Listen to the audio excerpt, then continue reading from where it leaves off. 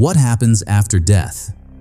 If your entire life is put on trial, every lie, every mistake, every sacrifice, and what if saving lives wasn't enough to save your own soul? Hello everyone, this is Film Lens, and today we're breaking down a powerful fantasy action film called Along with the Gods. Spoiler warning, because this journey begins with death and only gets heavier from there. Somewhere in the population center of Korea, a massive building is consumed by flames. Inside the chaos, a firefighter named Han makes a desperate leap from the burning structure while trying to save a civilian. The heat is unbearable. His rope snaps. He falls, missing the safety cushion below. As he plummets, his entire life flashes before his eyes. But against all odds, Han wakes up. He's alive, or so he thinks. After saving a little girl, he rushes toward her family trying to check if she's hurt. No one responds. No one even looks at him. Then from a distance, a voice calls his name. Han turns and sees two people in suits, calmly smiling at him in the middle of the disaster. Confused, Han warns them about the falling debris until he notices something horrifying. The firefighters are desperately trying to save a man on the ground. A man who looks exactly like him. The woman, Chum, tells Han the truth. He is dead. And because he lived as a paragon, they are here to guide him through the 7 trials of judgment. The other guardian, Mac, explains that their leader is waiting beyond the gates, and they must leave immediately. Han refuses to accept it. He walks away, staring at his comrades, mourning his body. He screams that he can't die yet. He needs to see his mother. But his body begins to levitate, pulled toward a massive portal. Even the Guardians are touched by his devotion to his mother.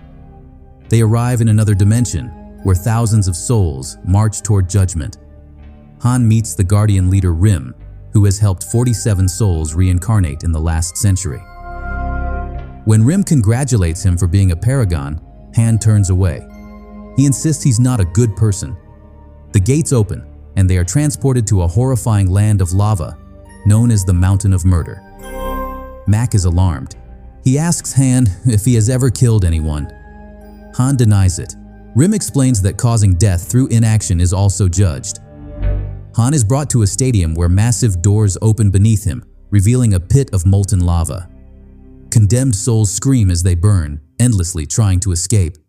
The prosecutors accuse Han of failing to save a fellow firefighter, resulting in the man's death. They demand 5 years of punishment in the lava pit. Rim intervenes, demanding the truth. Han had tried to save his colleague, but the debris was immovable.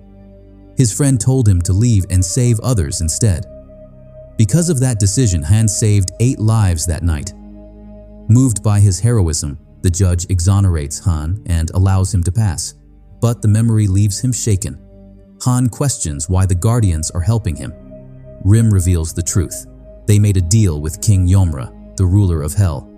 If they help 49 souls reincarnate within a century, they too can be reborn as humans. The next stop is the trial of indolence. Chum explains that Han was never lazy. He always worked, always helped, sometimes to a fault. Whether it was risking his team by knocking over a beehive or rescuing a cat and smashing a Lamborghini in the process, Han never hesitated. The judge is so moved that she orders a statue built in his honor. But when asked why he lived that way, Han answers simply, "For money." The verdict instantly changes. Han is sentenced to a brutal punishment machine that crushes the guilty and feeds them to the sea. The Guardians beg the judge to look deeper. Han worked for money to support his sick mother and send his brother to law school. He sacrificed his health, not out of greed, but love. The judge realizes the truth and declares him not guilty. As they move on, monsters suddenly pursue their boat. The Guardians fight fiercely. Rim is knocked overboard, barely holding on. Mac defends the ship alone, ultimately destroying a stone pillar to stop the pursuit.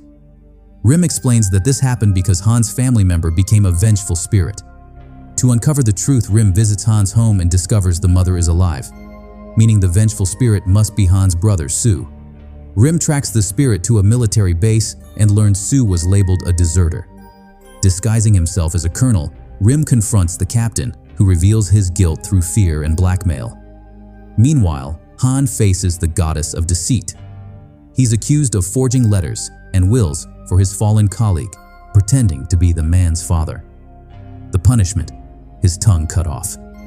Rim intervenes through telepathy, revealing that Han also wrote false letters to his own mother to give her hope. The goddess realizes Han lied not to deceive, but to help others live on. Han is forgiven. Rim travels back in time and learns the truth. Sue was shot by accident. Instead of helping him, the soldiers buried him alive to protect a promotion. This awakens Rim's own buried trauma. Han passes the hell of injustice, but during the journey he learns the truth about his brother. His emotional breakdown nearly destroys the realm, but he regains control to save the Guardians. He passes the hell of betrayal, having never betrayed anyone. Meanwhile, Sue seeks revenge, but ultimately forgives after seeing the soldiers' guilt and his mother finding closure.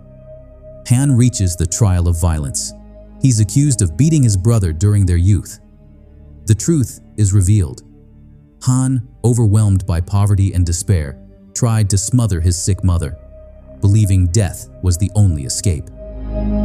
Sue stopped him. Han ran away, drowning in guilt for years. The Guardians lose hope. In the final judgment, King Yomra himself condemns Han for attempting to kill his mother. But the realm shakes. Sue speaks to his mother in a dream, revealing Han's 15 years of sacrifice. The mother forgives him. Moved, King Yomra overturns the sentence. Han is reincarnated. The Guardians complete their 49th soul. So let me ask you this. Do you think a person should be judged by their worst moment, or by everything they did afterwards to make up for it? Tell me your thoughts in the comments below. If you enjoyed this breakdown, don't forget to like, subscribe, and stay tuned for more. This is Film Lens, and I'll see you in the next one.